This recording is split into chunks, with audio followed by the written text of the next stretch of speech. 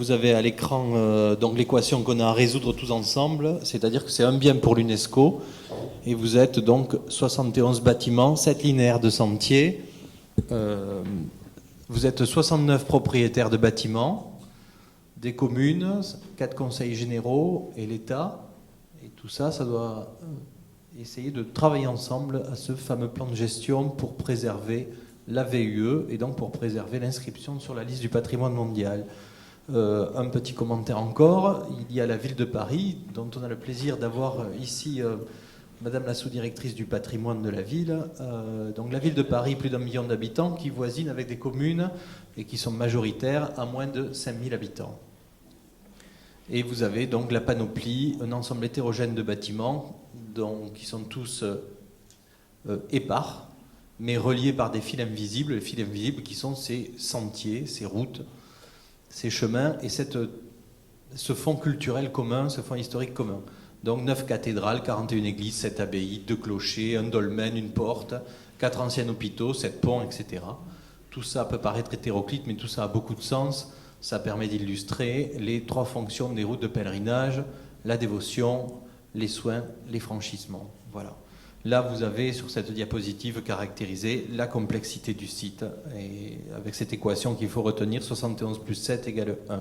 Vous avez, Aline, tout à l'heure souligné la dimension, l'arrière-plan politique du pèlerinage de Compostelle, et cet arrière-plan politique, il se poursuit de nos jours, quand en 1987, le Conseil de l'Europe décide de labelliser, de reconnaître la valeur culturelle à cet héritage commun, en les désignant comme itinéraire culturel européen, ou quand en 93 pour l'Espagne, en 98 pour la France, l'UNESCO décide d'inscrire sur la liste du patrimoine mondial les chemins de Compostelle, c'est aussi un acte politique. Cet acte politique, c'est l'UNESCO par son action en faveur du patrimoine mondial, le Conseil de l'Europe par son action sur le patrimoine. Ce sont 2 institutions internationales qui essayent de promouvoir les valeurs des droits de l'homme à travers le patrimoine. Donc on est toujours dans une dimension politique de cette vieille histoire, de ce vieux fonds patrimonial. Alors, le pèlerinage, c'est un bien culturel, vivant et par nature international. Les chemins de Saint-Jacques, comment ça marche de nos jours, c'est ça que je voudrais un petit peu, très brièvement aborder. D'abord, c'est des aménagements de sentiers et une requalification culturelle. Alors, les aménagements de sentiers relèvent des compétences de la Fédération française de la randonnée pédestre, qui travaille en liaison avec les communes, communautés de communes et les conseils généraux qui, par le fait de la loi, ont la compétence en matière de randonnée pédestre et de gestion des plans départementaux des itinéraires pédestres et de randonnée. Ça, c'est la compétence, c'est l'aménagement des sentiers. Ces sentiers sont des sentiers qui, par le fait des reconnaissances internationales, ils ont un plus culturel. Ils ont une identité culturelle. Et ça, c'est l'activité de notre association. C'est ce que nous, on appelle la qualification culturelle des itinéraires. Qualification culturelle, il faut distinguer le sentier de randonnée dit chemin de Saint-Jacques d'un sentier de randonnée lambda. C'est notre travail de valorisation dont je vais vous dire un mot dans quelques instants. Et parce que je pense que c'est important, on a parlé d'une collection de monuments, on parle d'organisation, de la gestion d'un label international, du patrimoine mondial, mais derrière il y a de l'humain. Donc je voudrais vous donner quelques petites informations sur ces publics d'aujourd'hui, puisque c'est eux qui font vivre, qui relient ces monuments et qui finalement leur restituent un sens. Donc on est, pour la partie française, sur un public jeune, mais plutôt minoritaire, un public majoritaire qui est plutôt constitué de seniors. Ce n'est pas forcément le cas pour la partie espagnole des chemins. Je vous donnerai très peu de chiffres, puisque l'occasion du rapport périodique nous fournira, j'espère, la possibilité de faire remonter beaucoup plus de chiffres sur la fréquentation des itinéraires. On a un relatif blanc sur l'économie de ces itinéraires, pour l'instant. En tout cas, quelques chiffres. Monsieur le recteur de la cathédrale du Puy me rectifiera, mais on a une évaluation entre 30 et 40 000 départs au Puy-en-Velay. Cahors a une estimation à 10 à 12 000 passages. On est toujours là sur la même voie, la voie du Puy. Je n'avancerai pas de chiffres pour les autres voies voie d'Arles, voie de Vézelay, voie de Tours ou Piémont-Pyrénées. En tout cas, ce sont des chiffres de fréquentation très en dessous des évaluations de la voie du Puy. Et il y a un lieu emblématique, c'est Saint-Jean-Pied-de-Port. Saint-Jean-Pied-de-Port, 1700 habitants, 1700 à peu près marcheurs comptabilisés en 92 et aujourd'hui 40 000 marcheurs. Donc vous voyez cette commune de 1700 habitants qui aujourd'hui accueille 40 000 marcheurs et si je vous donne le détail, c'est 93 nationalités différentes. Donc on est déjà dans un patrimoine vécu sur un plan international. Alors, c'est une pratique, la pérégrination vers Compostelle est une pratique qui est renaissante depuis 20 ans. C'est une pratique qui se fait, vous le savez tous, à pied, à vélo ou à cheval, la pratique pédestre étant largement majoritaire. On pourrait envisager aussi une pratique de tourisme culturel pour des publics en voiture, motorisés. Là, on n'a pas de chiffres. Probablement, cette pratique-là existe. Donc, le chemin de Saint-Jacques comme destination de tourisme culturel. Pour l'instant, nous n'avons pas de chiffres là-dessus, mais il y a certainement une thématique à travailler et à développer dans ce champ du tourisme culturel. On a parlé, et on va continuer à parler toute la journée de patrimoine, de collection de bâtiments. Vous avez vu les 71 bâtiments tout à l'heure. Il y a une dimension humaine inhérente, évidemment, à ce patrimoine. C'est un patrimoine qui est vécu, qui est pratiqué par tous ces marcheurs. C'est un patrimoine qui est l'objet de passion, de croyance. Il est investi de représentation mentale ou de valeurs. C'est un patrimoine profondément vivant. Et c'est un patrimoine qui prend son sens et sa lisibilité parce que, ce que je vous disais tout à l'heure, et je le répète, c'est important, ces monuments épars sont reliés par des fils visibles, ces sentiers de randonnée. Ils sont investis, ces bâtiments, ces sentiers de randonnée sont investis par une itinérance humaine. Et je pense, moi j'ai l'idée que depuis une vingtaine d'années, nous sommes dans un processus de construction d'un objet patrimonial. En aménageant des sentiers, en leur restituant par la qualification culturelle leur signification, on est dans la construction très contemporaine d'un objet patrimonial. Alors, il y a eu, toujours pour continuer sur cette dimension humaine, ce patrimoine vivant, il y a eu en 2003 une enquête conjointe menée à l'initiative des comités régionaux du tourisme de Midi-Pyrénées et d'Aquitaine sur ces deux régions. Notre association y a fortement contribué. Je ne rentrerai pas dans les détails de cette enquête dont on a les détails disponibles à l'association interrégionale. Juste ce petit schéma sur les motivations. Qu'est-ce qu'on a mesuré en 2003 lorsqu'on a interrogé sur les itinéraires les cheminants qui circulaient?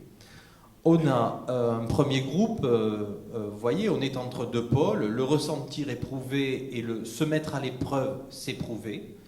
On est entre ceux qui sont dans une démarche de randonnée, d'exploration, et ceux qui sont dans une démarche traditionnelle de pèlerinage, de croyants, ou si c'est une croyance qui n'est pas assimilée à la religion catholique, c'est en tout cas une quête spirituelle, un besoin de ressourcement.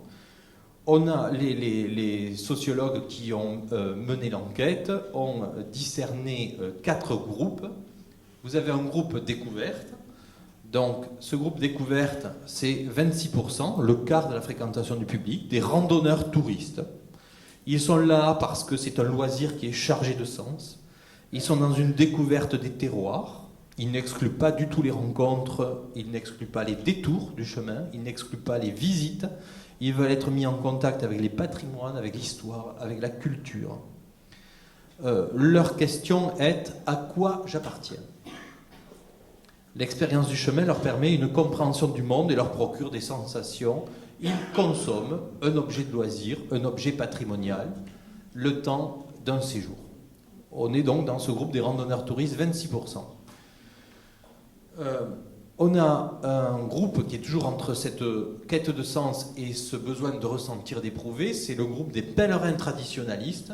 Là, vous allez voir, on est dans une démarche tout à fait radicalement différente même.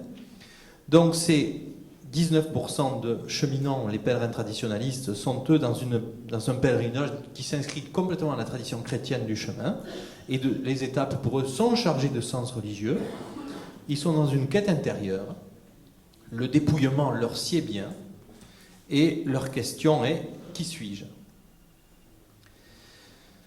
A contrario, sur un plan davantage de l'ordre de se mettre à l'épreuve, se chercher soi-même, 21% sont constitués par des randonneurs sportifs. Alors, qui sont ces randonneurs sportifs? Ce sont des gens qui sont dans une épreuve physique. Leur question est « De quoi suis-je capable ?» Ils sont là pour faire de la randonnée. Ils cherchent à s'éprouver eux-mêmes, ils ne sont pas forcément mus par un besoin de transcendance, une curiosité intellectuelle ou un besoin philosophique ou métaphysique. Ce n'est pas forcément ça qui les motive. Et puis on a un dernier groupe, 34%, ce sont les plus nombreux, ce sont les mystiques et les métaphysiques. Ils sont dans le s'éprouver, se mettre à l'épreuve. Leur question est « Où vais-je » Ils ont besoin de se relier, de relier leur histoire personnelle dans une histoire collective. La fameuse expression « mettre ses pas dans les pas d'eux ». Ils sont dans un besoin de dépouillement, dans une quête spirituelle, dans une recherche de sens à l'existence, dans un besoin de se réenraciner dans une histoire collective. Ces groupes, ces 4 groupes, investissent ce bien du patrimoine mondial, les chemins de Saint-Jacques, de valeurs extrêmement positives, et quand on leur demande pourquoi vous êtes là, ou qu'est-ce que vous attendez du chemin, la première chose qui ressort, c'est « je veux rencontrer d'autres gens ». Donc je veux faire lien avec d'autres. Je veux faire lien avec l'étranger, l'autre que je ne connais pas et qui passe. Et ça, c'est aussi une valeur extrêmement positive. Et si je vous évoque tout ça, c'est parce que, à mon sens, à notre sens, ces valeurs-là font partie, ou devraient faire partie de la valeur universelle exceptionnelle. C'est aussi ça qui devra être préservé, cet imaginaire-là, ces représentations mentales qui devront peut-être être l'objet de notre vigilance à la conception des plans de valorisation et du plan de gestion du bien. Au-delà de la simple conservation et gestion des bâtiments. En tout cas, c'est donc un patrimoine vivant, international par nature. C'est un patrimoine profondément humain, j'ai essayé de vous l'expliquer. Et il faudra à un moment mener une réflexion collective, probablement, sur l'éthique de valorisation de ces itinéraires dans l'avenir pour préserver, être vigilant à préserver cette valeur universelle exceptionnelle. Alors, notre association, l'association de coopération interrégionale des chemins de Saint-Jacques-de-Compostelle est une association loi de 1901 qui a été fondée par 3 conseils régionaux en 1990, région Midi-Pyrénées, région Aquitaine représentée ici par un de ses conseillers régionaux et région Languedoc-Roussillon. Ce sont des conseils régionaux qui, en 1990, se sont saisis de cet objet patrimonial en considérant qu'il y avait probablement là, dans un double contexte, d'une part les lois de décentralisation qui leur donnaient une compétence pour la valorisation de l'identité régionale, et dans le contexte aussi d'une Union européenne qui cherchait à développer ce qu'on appelle la citoyenneté européenne. Dans ce double contexte, dans cette double évolution, ces 3 conseils régionaux se sont saisis de ce patrimoine-là, à une époque où il y avait encore extrêmement peu de monde. Ils se sont saisis de cet objet patrimonial en décidant d'en faire un axe de coopération, un moyen d'une politique publique partagée. Un prétexte à des coopérations entre collectivités locales. On avait également, et j'oublie, ce contexte de la décentralisation de l'Europe citoyenne, on avait le Conseil de l'Europe qui, 3 ans plus tôt, avait désigné les chemins de Compostelle comme itinéraire culturel européen. Et donc, ces 3 régions commençaient à sentir qu'il y avait là la nécessité de créer, mener une action commune de valorisation, de préservation, de transmission. L'association est donc fondée dans ce contexte. À cette époque-là, 1990, il y avait un seul itinéraire aménagé, la voie du Puy-en-Velay, le GR65, qui avait été aménagé dès les années 70 par la Fédération française de la randonnée pédestre, en liaison avec la seule association à l'époque, dans les années 60-70, la seule association jacquaire, la Société française des Amis de Saint-Jacques. Alors, elle est une association parapublique, c'est-à-dire formée de collectivités territoriales. Il y a les régions dont je vous parlais, il y a 80 communes ou communautés de communes qui forment l'association. Je n'en cite que quelques-unes, les villes du Puy et d'Arles, la ville de Toulouse bien sûr, des petites communes comme celle de Gézeau, dans les Hautes-Pyrénées, qui est concernée par l'inscription, la commune de Moissac, la commune de Saint-Guilhem-le-Désert, dont le maire est ici présent aujourd'hui, la commune d'Aire-sur-Adour, très récemment la commune de Neuvy-Saint-Sépulcre, en région centre, vient de nous rejoindre. Et puis il y a également des communautés de communes qui ont des compétences en matière de tourisme. Et par exemple, la communauté de communes de Buisson-de-Cadouin, en Dordogne, est adhérente depuis 4 ans environ ici, à notre association, et elle a sur son territoire la responsabilité de mener une valorisation touristique de l'ancienne abbaye de Buisson-de-Cadouin, et à partir du 1er janvier, elle aura sur son territoire l'église abbatiale de Saint-Avit-Seigneur, qui fait partie de l'inscription. Alors on a également des associations jacquaires. Et d'abord, je voudrais en citer une, puisqu'elle est statutairement membre de l'association, c'est la Société française des Amis de Saint-Jacques, qui est la doyenne des associations jacquaires en Europe, et qui est à la fois une association de scientifiques et à la fois une association d'usagers des chemins. Sa présidente, Madame Rucois, est une membre de l'École des hautes études.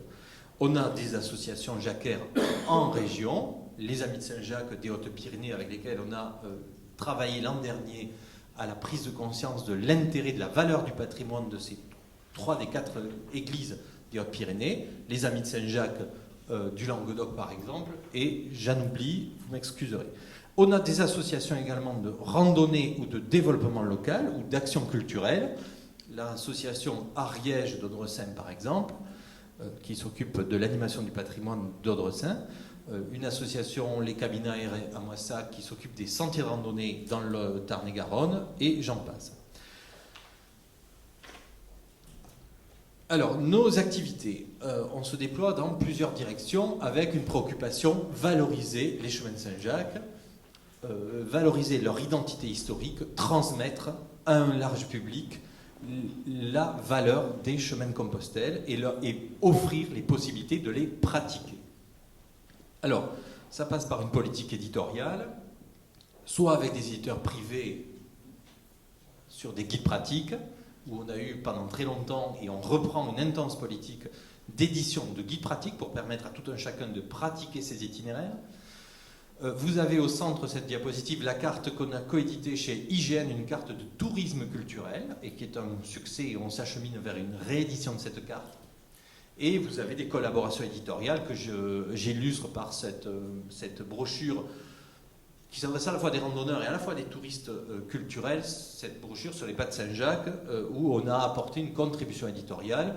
J'ajoute qu'on travaille souvent avec des auteurs. Actuellement, on travaille sur une collection de brochures sur les vignobles des chemins de Compostelle pour du tourisme culturel et donner une perspective historique, puisque vous le savez certainement, beaucoup de vignerons et beaucoup d'interprofessions des vins utilisent les chemins de Compostelle pour la promotion. Donc, tant vaut-il essayer de les utiliser pour promouvoir le contenu historique des chemins, dans les soucis d'éduquer les publics.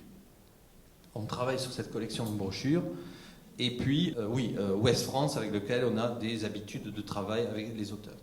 Alors, autre exemple d'activité à notre association, l'aide, l'accompagnement des acteurs locaux à la valorisation de leur patrimoine. Vous avez ici une diapositive, l'Office de tourisme d'Estaing en Vallée du Lot, sur un linéaire, sur un tronçon du GR65 inscrit sur la liste du patrimoine mondial, a souhaité valoriser cette appartenance au chemin de Saint-Jacques, cette fonction de halte sur un itinéraire, en ayant un espace de documentation et d'information permanent dans l'Office de tourisme. Et donc nous avons conçu, en liaison avec l'Office de tourisme d'Estaing, une série de panneaux qui sont présentés de manière permanente pour valoriser cette appartenance. Et il y a un panneau dédié évidemment à l'explication de ce qu'est le patrimoine mondial.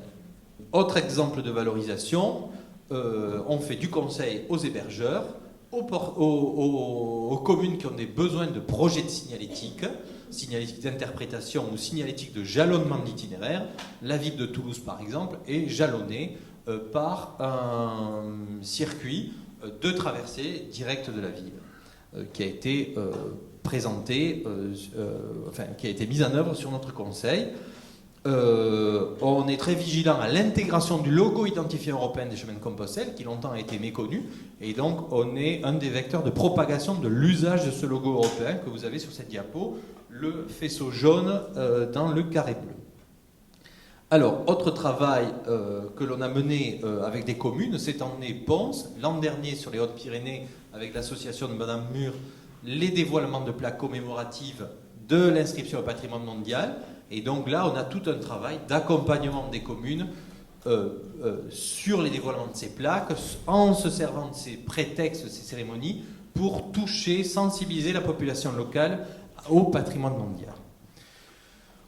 J'en viens au conseil en programmation culturelle. On a des expositions en gestion, on fonctionne comme un centre de ressources sur qui propose quoi artistiquement, en matière d'exposition, de conférences ou autres sur la thématique. Je passe, là vous avez des exemples des invitations sur ces fameuses cérémonies de dévoilement. Un volet d'activité que l'on va essayer de développer en 2013, c'est la formation. Notre association est agréée depuis peu par la préfecture de région Midi-Pyrénées comme organisme de formation. Et là, vous avez l'exemple d'une formation à des personnels d'office de tourisme que nous avons mené en Aveyron l'an dernier. Alors, un petit focus sur notre rôle sur les chemins de Saint-Jacques de Compostelle. Notre association a été un opérateur, un des 3 opérateurs qui a assisté le ministère de la Culture dans la conception de la candidature dans les années 95-97. Le ministère de la Culture, administration centrale et services régionaux étant à la manœuvre de l'élaboration de cette inscription. Le ministère s'était entouré de 3 collaborations. La Société française des Amis de Saint-Jacques pour avoir une expertise, un accompagnement historique. La Fédération française de la randonnée pédestre qui a participé notamment à un travail de cartographie sur les tronçons d'itinéraire à l'époque, qui a participé à cette élaboration de la candidature. Et puis notre association est intervenue, comme le disait tout à l'heure Aline Thomasin, sur un travail d'expertise, d'enquête, d'élaboration d'inventaire du patrimoine justifiant les tronçons candidats. On a depuis 1998 assuré un suivi de cette inscription sur 3 volets que je vais vous présenter maintenant, que vous avez à l'écran. D'abord le volet médiation-communication. On a beaucoup travaillé avec beaucoup d'éditions, on a collaboré sur le contenu du guide vert Michelin des sites français du patrimoine mondial dont M. Mourizard évoquait ce matin l'édition.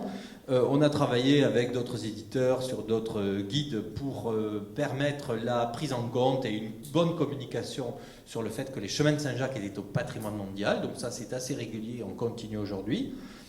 Donc travail de médiation vis-à-vis des publics, médiation qui se poursuit à travers les expositions ou à travers les conférences que l'on programme régulièrement, soit Aline Thomasin, soit moi-même, pour vulgariser, expliquer cette inscription. Et la dernière menée était au Puy-en-Velay il y a quelques semaines.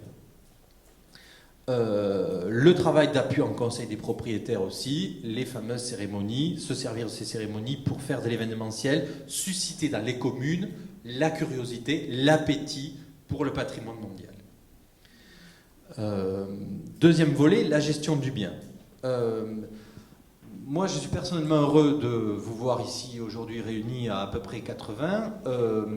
On a déjà par 2 fois tenté de réunir l'ensemble du bien.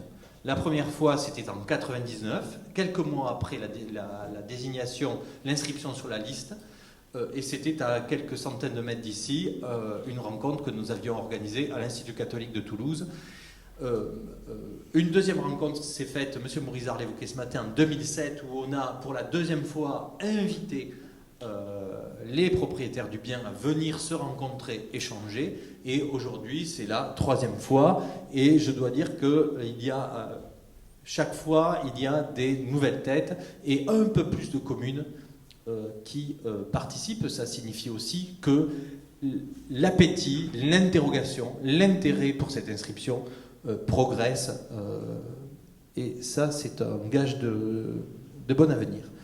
Depuis 2007, on a aussi également beaucoup travaillé sur la signalétique. On a édité et mis au point en liaison avec le ministère de la Culture une norme de signalétique des plaques commémoratives pour avoir un parc de signalétique assez homogène. Et donc tous ceux qui ont des projets peuvent nous contacter à ce sujet.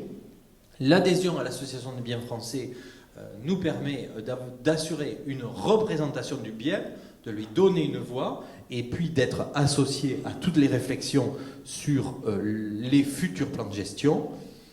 On a travaillé en 2011 en navette avec le ministère de la Culture, M. Poisson. On a travaillé avec lui sur l'élaboration de la déclaration de valeur universelle exceptionnelle, ce document sur lequel M. Poisson reviendra cet après-midi, et qui est le résumé des valeurs du bien, le gouvernail de la gestion du bien, pour reprendre une expression qui me plaît bien. Ce gouvernail de la valeur du bien, on a travaillé avec lui à la réalisation de ce texte, qui n'est pas encore validé par le Centre du patrimoine mondial, mais dont on vous a transmis copie dans les dossiers, et qui sera l'outil de communication. En 2011, on a également mené en direction uniquement des propriétaires de bâtiments une enquête déclarative.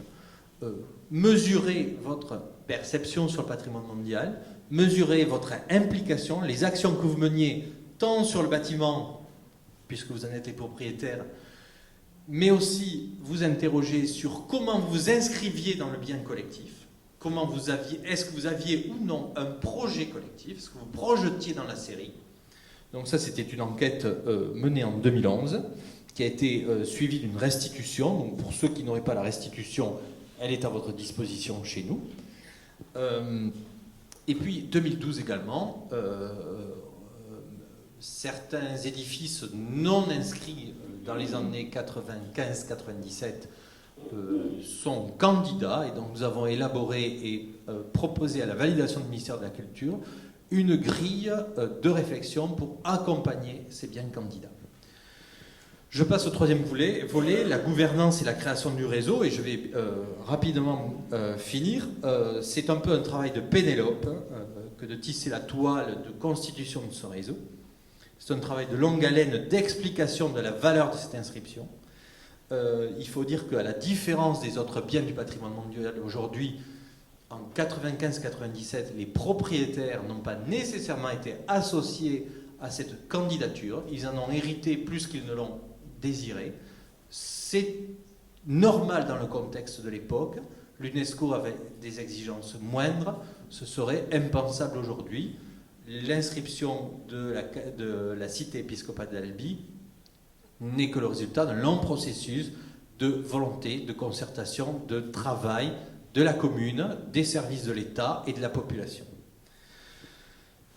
Autre élément aussi nécessaire à la gouvernance et à la création du réseau, dans les années 93 et de nouveau en 2007, nous avons passé une convention avec la Fédération française de la randonnée pédestre, puisque cette gestion de l'inscription des reconnaissances internationales ne peut s'inscrire que dans une démarche d'élaboration d'une gestion commune du réseau des sentiers, une gestion partagée, une gestion coordonnée.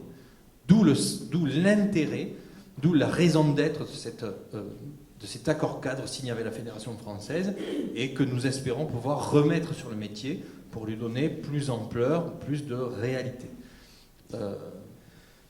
Ces deux reconnaissances internationales, l'itinéraire culturel européen, le patrimoine mondial, créent une responsabilité collective, d'où la nécessité d'avoir une gestion coordonnée, harmonisée, commune, avec le responsable du réseau des sentiers, la Fédération de la randonnée. Je passe sur la responsabilité publique. Vous êtes beaucoup des élus ou des agents territoriaux. La valorisation de ce bien passe par votre responsabilité et l'État est le garant vis-à-vis de l'UNESCO du bien. Cette responsabilité publique suppose une concertation permanente entre les principaux acteurs, puisque la préservation du patrimoine mondial incombe à tous.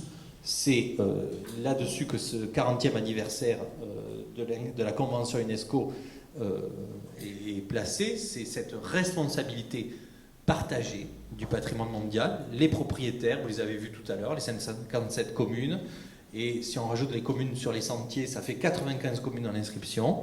Les acteurs du tourisme et de la culture, les associations d'usagers, c'est-à-dire les associations jacquaires, mais aussi les associations culturelles locales. C'est tout ça qui doit former le futur réseau en responsabilité sur le bien. Alors, qu'est-ce qu'un réseau? D'abord, ce sont des valeurs partagées, et en l'occurrence, c'est une valeur universelle exceptionnelle, valeur universelle exceptionnelle qui vous distingue par rapport à des sites qui ont tous une valeur, mais qui ne sont pas au patrimoine mondial. La VUE fait votre différence, elle fait notre différence, elle résulte de l'addition des valeurs de chacun de vos édifices, elle résulte de l'addition des histoires particulières de chacun de vos édifices qui composent cette collection. Un réseau, c'est des valeurs, un réseau, c'est aussi un projet commun de valorisation que devra formaliser le plan de gestion sur 4 points, 5 points. La conservation des bâtiments et des paysages, le développement d'un tourisme culturel, le développement d'un tourisme vert, la randonnée, l'itinérance spirituelle, les actions culturelles et éducatives qui permettent de partager les valeurs, et puis dernier point, les coopérations et les solidarités. En étant inscrit sur la liste du patrimoine mondial, on entre dans un univers international. Et puis un réseau, c'est aussi un espace d'échange, de mutualisation, de partage d'expériences. Alors, pourquoi un réseau du bien? Pour fédérer et mobiliser les propriétaires et gestionnaires autour d'exigences et d'actions communes, pour former et établir des bonnes pratiques de gestion, et puis pour animer et susciter des solidarités humaines et territoriales. Solidarité humaine, c'est le lien social. Solidarité territoriale, vous êtes inscrits, les communes en amont et en aval ne sont pas inscrites, mais les actions de qualité que vous mènerez bénéficieront à l'ensemble du réseau. Et c'est tout le réseau qui bénéficiera de cette notoriété internationale. Et je finis là-dessus. Un réseau, ça a besoin d'un support, l'association de coopération interrégionale qui donc agrège des collectivités locales, a vocation à être le support de ce réseau, à vous accompagner. Et là, on est nous aussi ouverts à tout dialogue et à toute perspective d'évolution. Je vous remercie de votre attention.